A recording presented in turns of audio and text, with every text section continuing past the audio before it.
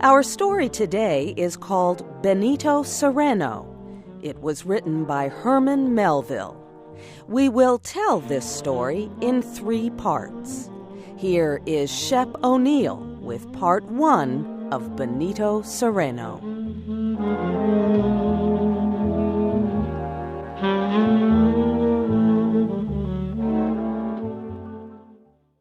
Captain Benito Cereno hurried aboard his ship.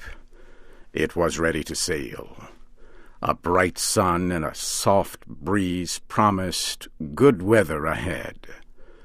The ship's anchor was raised, and the San Dominique, old but still seaworthy, moved slowly out of the harbor of Valparaiso, on the west coast of Chile.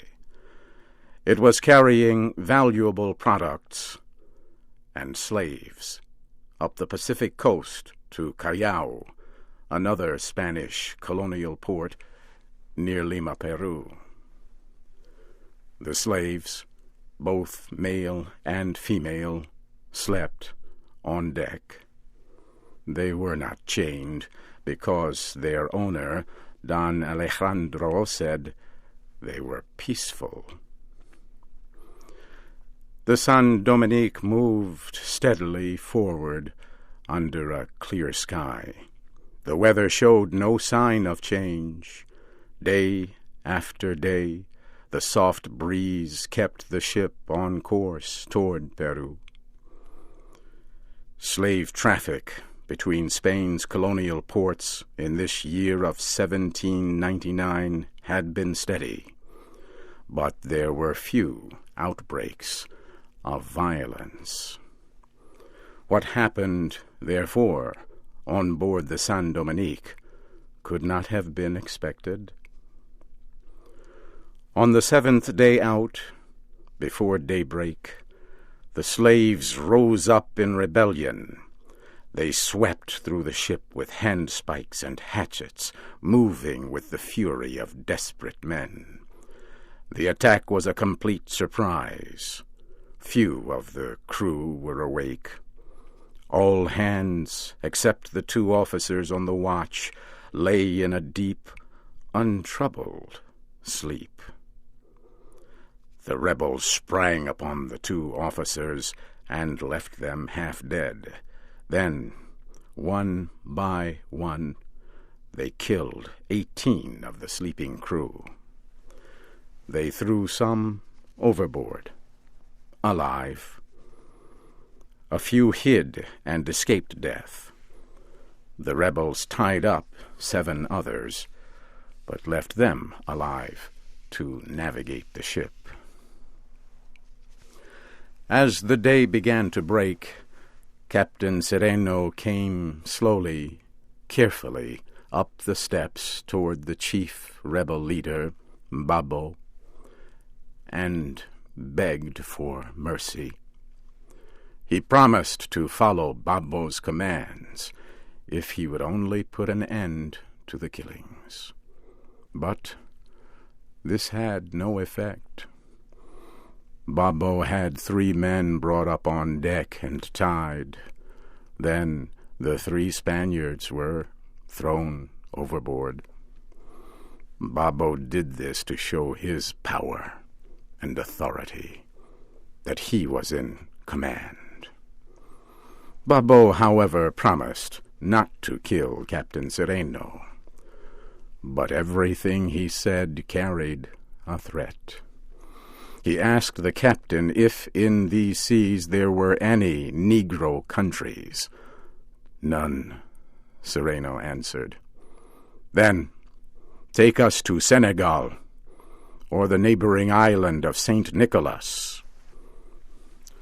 Captain Cereno was shaken. That is impossible, he said.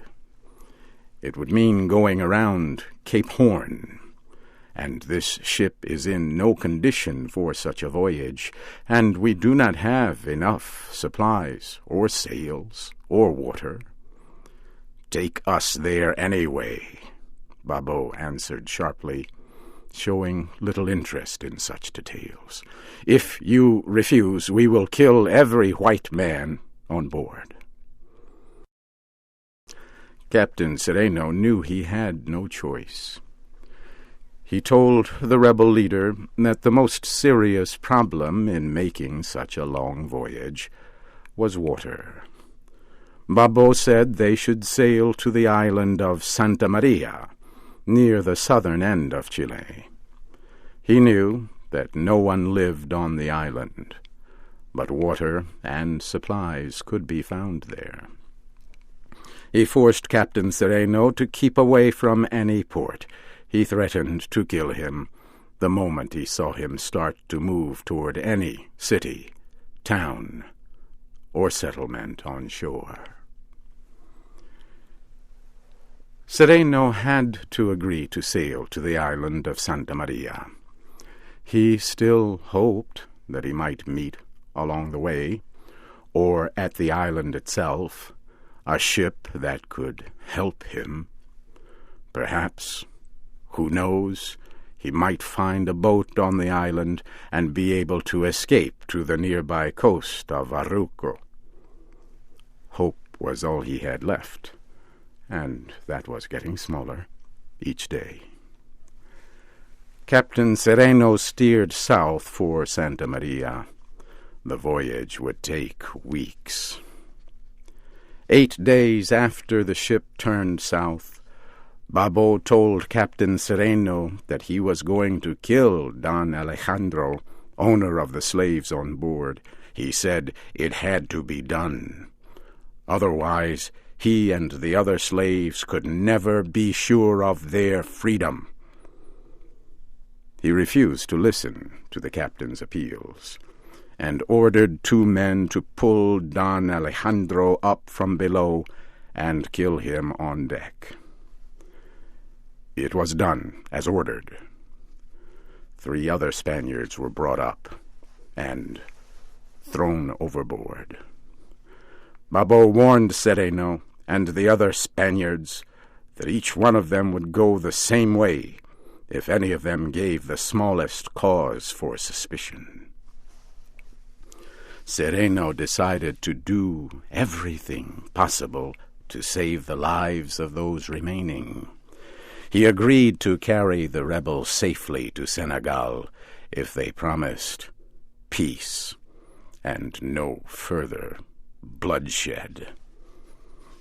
And he signed a document that gave the rebels ownership of the ship and its cargo. Later, as they sailed down the long coast of Chile, the wind suddenly dropped. The ship drifted into a deep calm.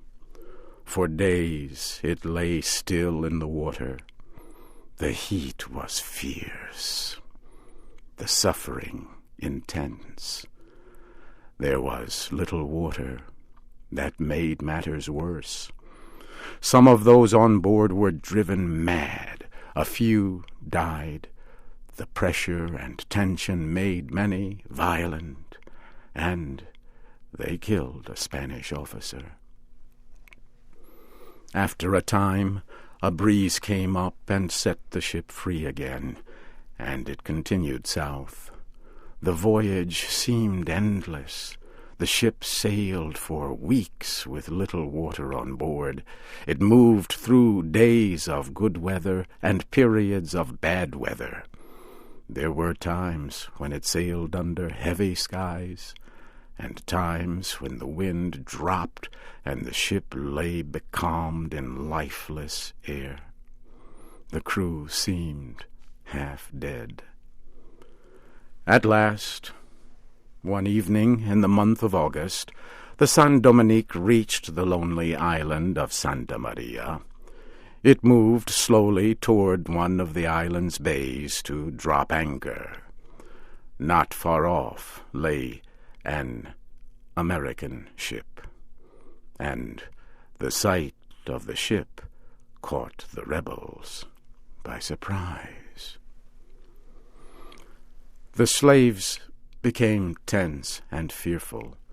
They wanted to sail away quickly, but their leader, Babo, opposed such a move. Where could they go? Their water and food were low. he succeeded in bringing them under control and in quieting their fears. He told them they had nothing to fear, and they believed him. Then he ordered everyone to go to work, to clean the decks, and put the ship in proper and good condition, so that no visitor would suspect anything was wrong. Later, he spoke to Captain Cereno, warning him that he would kill him if he did not do as he was told. He explained in detail what Cereno was to do and say if any stranger came on board. He held a dagger in his hand, saying it would always be ready for any emergency. The American vessel was a large trade ship and seal hunter, commanded by Captain Amasa Delano. He had stopped at Santa Maria for water. On the American ship, shortly after sunrise, an officer woke Captain Delano and told him a strange sail was coming into the bay. The captain quickly got up, dressed, and went up on deck. Captain Delano raised his spyglass and looked closely at the strange ship coming slowly in. He was surprised that there was no flag. A ship usually showed its flag when entering a harbor where another ship lay at anchor. As the ship got closer, Captain Delano saw it was damaged. Many of its sails were ripped and torn. A mast was broken, and the deck was in disorder. Clearly, the ship was in trouble. The American captain decided to go to the strange vessel and offer help. He ordered his whaleboat put into the water and had his men bring up some supplies and put them in the boat. Then they set out toward the mystery ship. As they approached, Captain Delano was shocked at the poor condition of the ship. He wondered what could have happened and what he would find. That will be our story next week.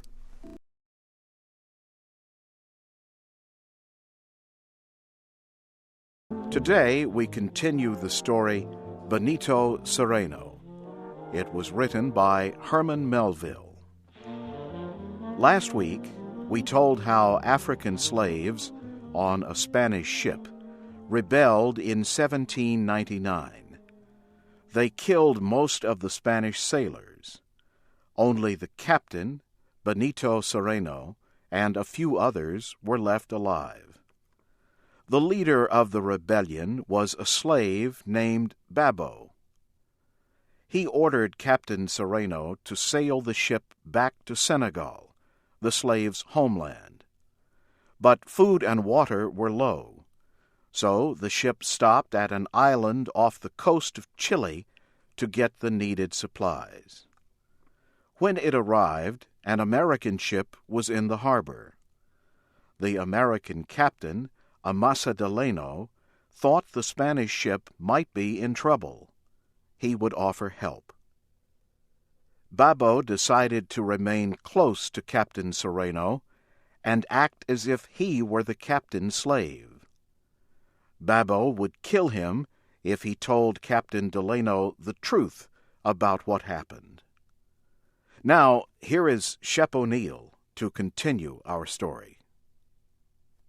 As Captain Delano came up in his whaleboat, he saw that the other ship needed scraping, tarring, and brushing. It looked old and decayed.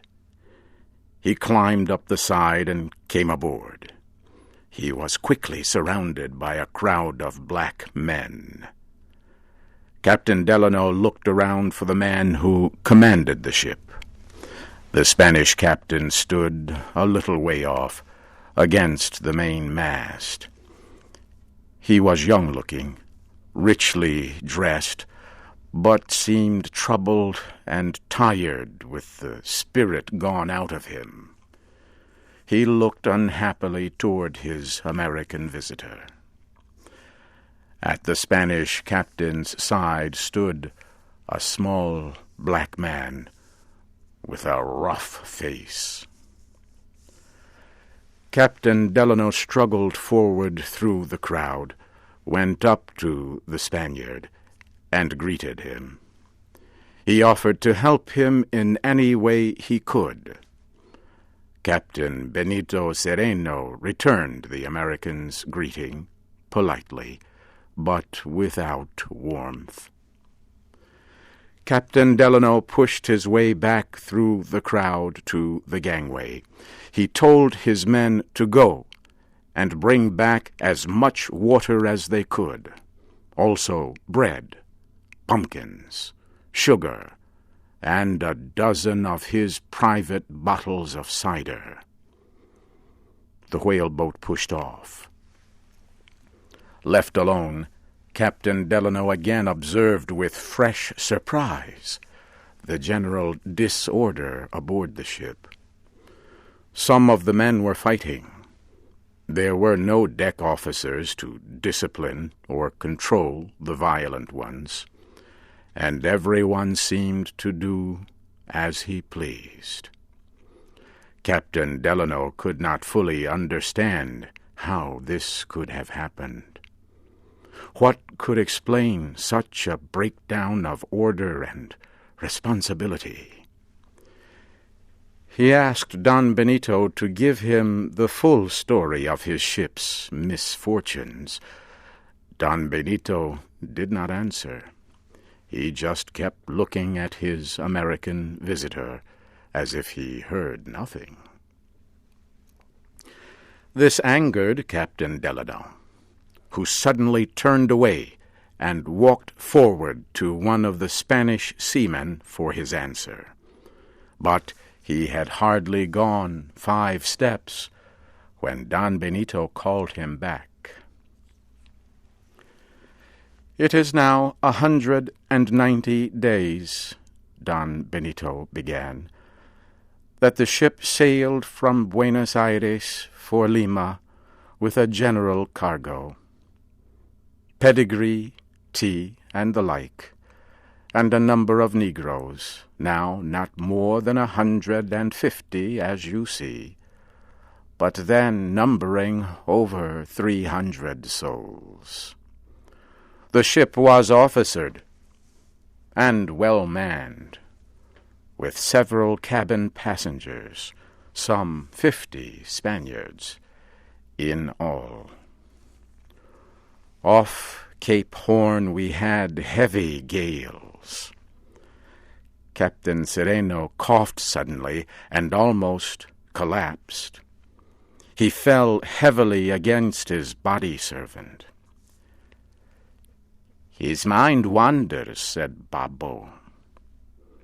"He was thinking of the disease that followed the gales. My poor, poor master. Be patient, senor. These attacks do not last long. Master will soon be himself." Don Benito recovered, and in a broken voice continued his story. "My ship was tossed about many days in storms off Cape Horn, and then there was an outbreak of scurvy. The disease carried off many whites and blacks. Most of my surviving seamen had become so sick that they could not handle the sails well. For days and nights we could not control the ship. It was blown northwestward. The wind suddenly left us in unknown waters with oppressive hot calms. Most of our water was gone, and we suffered terribly. especially after a deadly fever broke out among us. Whole families of blacks and many Spaniards, including every officer but myself, were killed by the disease." Don Benito paused. He looked down at the black man at his side. Babo seemed satisfied. The Spanish captain saw him take his hand from the knife hidden under his shirt. Captain Delano saw nothing. His mind was filled with the terrible tale he had just heard. Now he could understand why the other captain seemed so shaken. He took Don Benito's hand and promised to give him all the help possible. He would give him a large, permanent supply of water, and some sails, and equipment for sailing the ship. And he also promised to let Don Benito have 3 of his best seamen for temporary deck officers. In this way, the San Dominique could, without delay, start for Concepcion. There, the ship could be fixed and prepared for its voyage to Lima. Don Benito's face lighted up. He seemed excited by Captain Delano's generous offer, but Babo appeared troubled.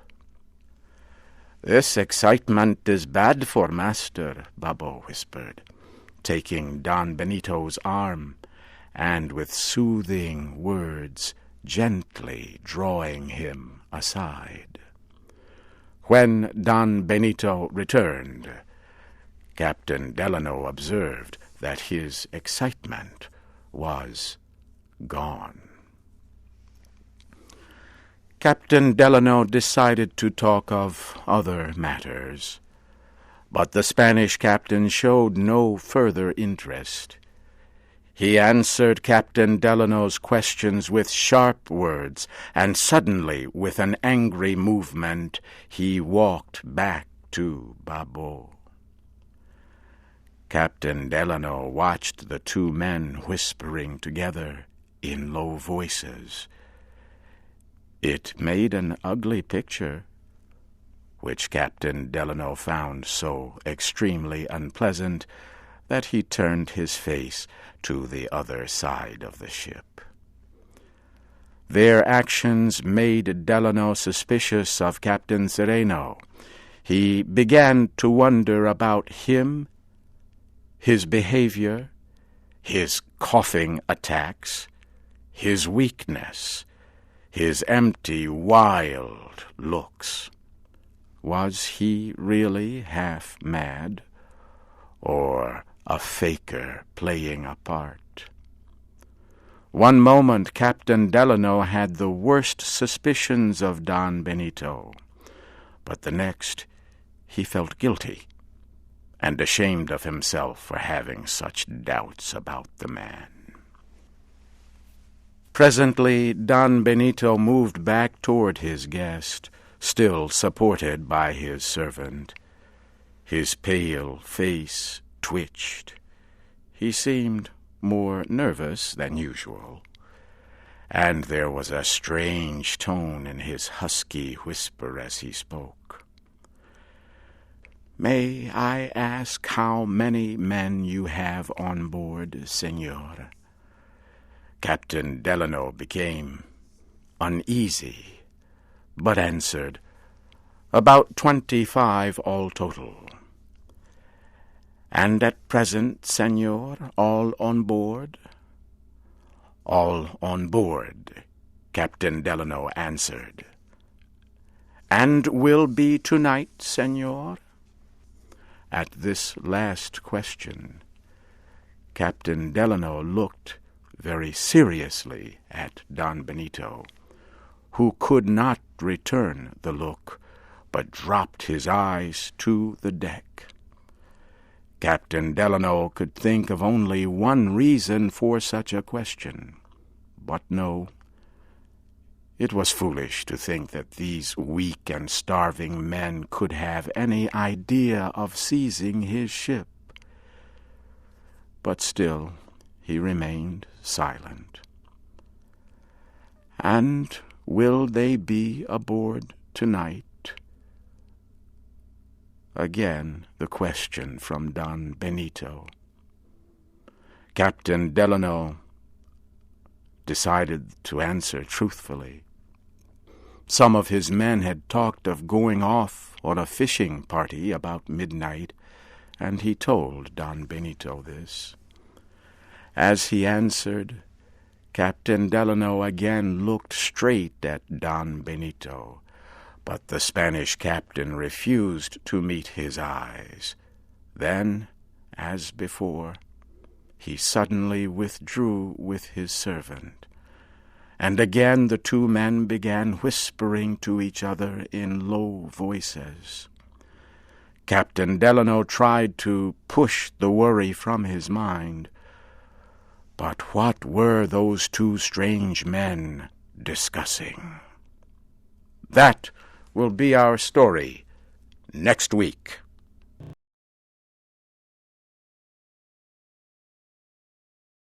Today, we complete the story Benito Cereno, written by Herman Melville. As we told you in earlier parts of our story, rebel slaves seized the ship San Dominic off the coast of Chile. They killed many of its officers and crew.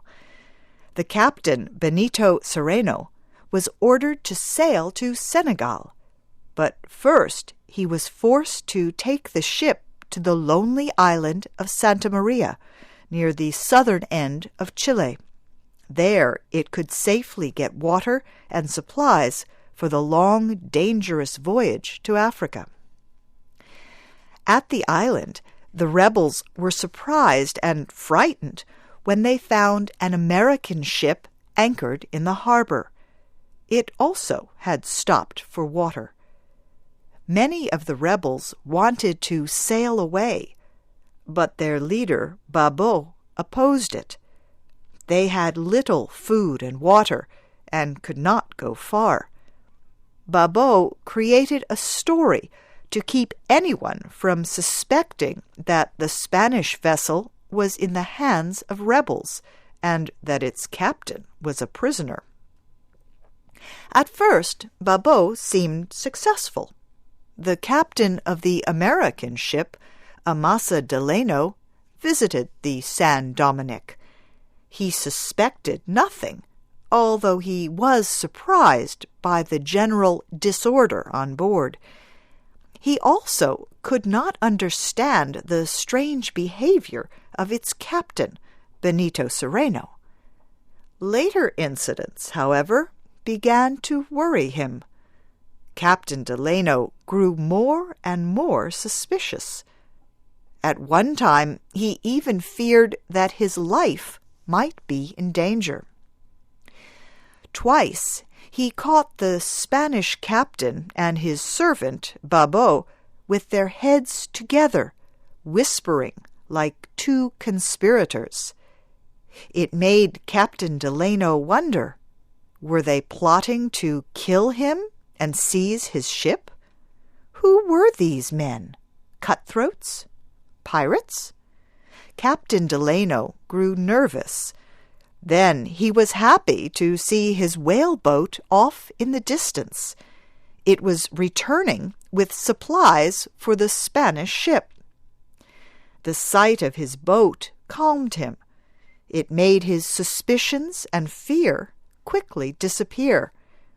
He felt foolish for having had such dark thoughts. Now, here is Shep O'Neill with the rest of our story, Benito Cereno.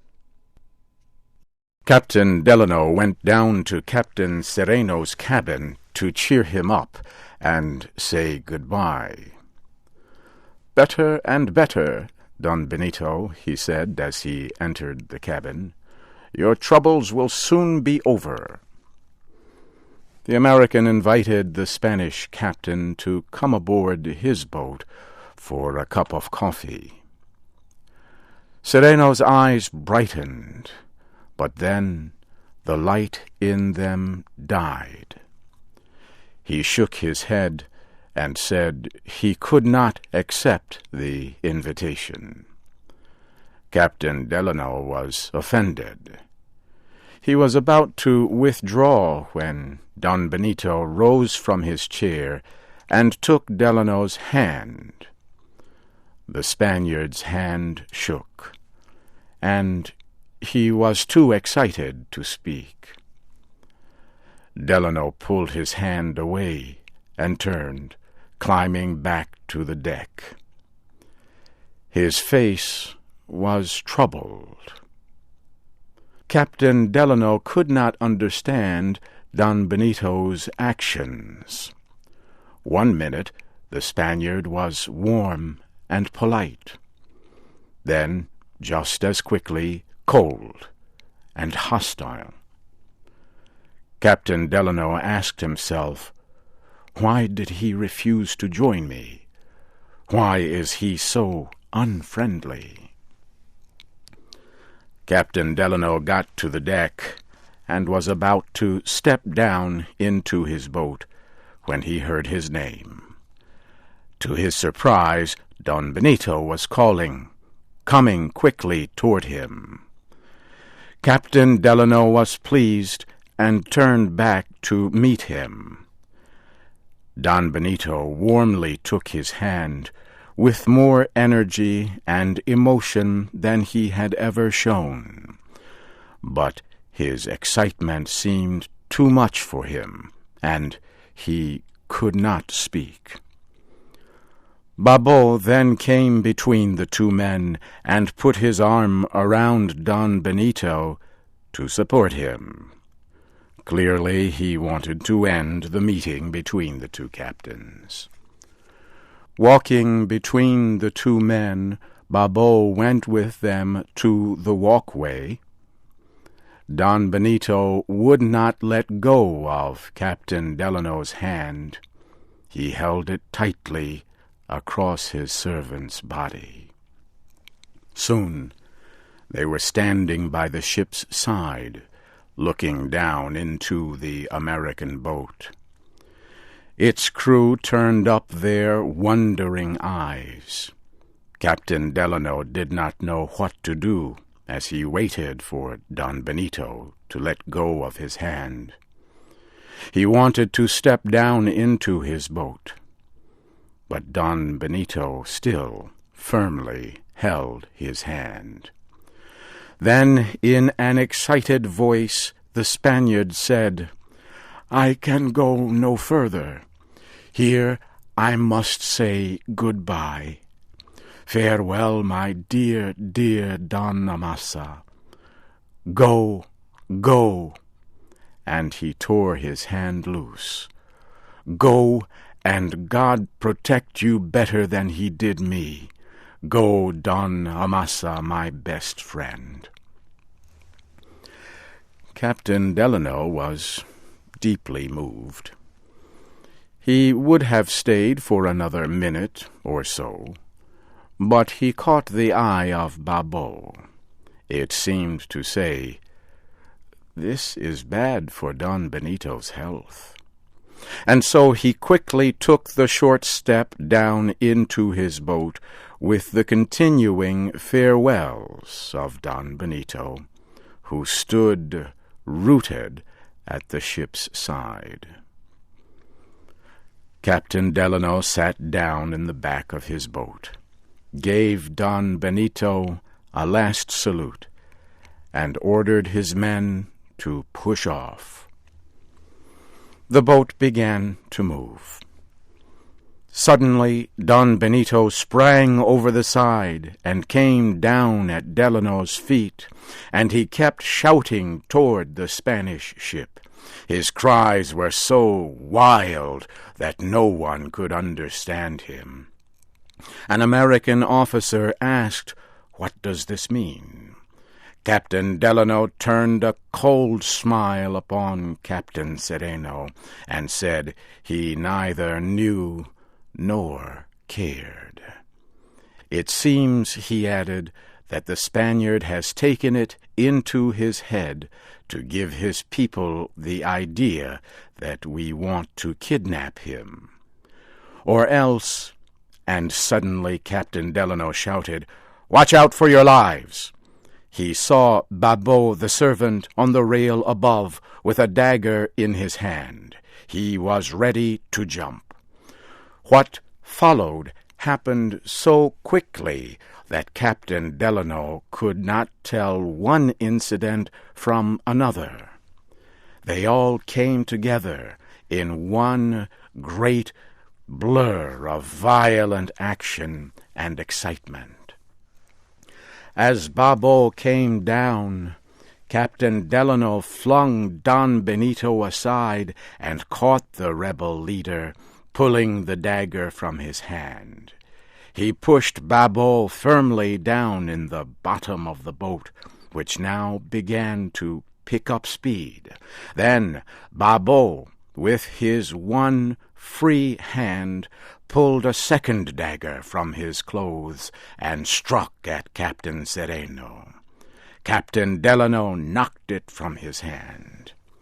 Now he saw everything clearly. Babot had leaped into the whale-boat, not to kill him, but to kill Captain Cereno. For the first time he understood the mysterious behavior of Don Benito, a prisoner under sentence of death. He looked back at the Spanish ship and got a clear picture of what its captain had escaped. On board the San Dominique, the shouting rebels were raising their axes and knives in a wild revolt. They stopped some of the Spanish sailors from jumping into the sea. A few, however, jumped, while 2 or 3 who were not quick enough went hurrying up the topmost wood arms. Captain Delano signaled to his ship, ordering it to get its guns ready. When the whale-boat reached his ship, Captain Delano asked for ropes. He tied Babot and had him pulled up on deck. A small boat was quickly sent out to pick up 3 Spanish sailors who had jumped from Captain Cereno's ship. Captain Delano asked Don Benito what guns the rebels had. He answered that they had none that could be used. In the first days of the rebellion, a cabin passenger, now dead, had destroyed the few guns there were.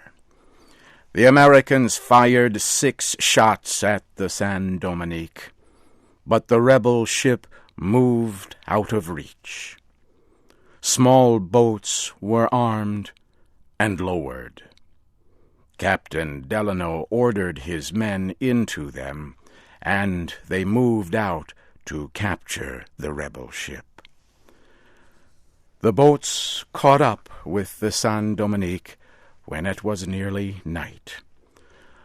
But the moon was rising, and the gunners were able to see where they were shooting. The rebels had no bullets, and they could do nothing but yell. Many of the rebels were killed, and the San Dominique was captured. After an investigation, Babot was found guilty of stealing a ship and of murder, and was hanged. Captain Benito Cereno never was well again, and he soon died. So ended the terrible story of the slave revolt aboard the slave ship the San Dominique.